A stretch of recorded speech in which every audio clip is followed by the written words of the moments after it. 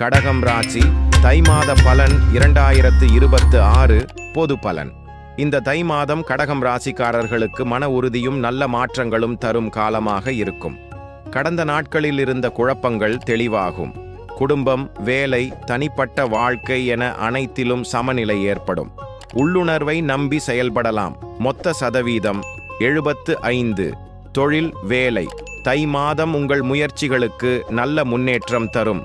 வேலையிடத்தில் பொறுப்புகள் அதிகரிக்கும். புதிய வேலை அல்லது பதவி மாற்றம் குறித்து நல்ல செய்தி கிடைக்கும் வாய்ப்பு உள்ளது.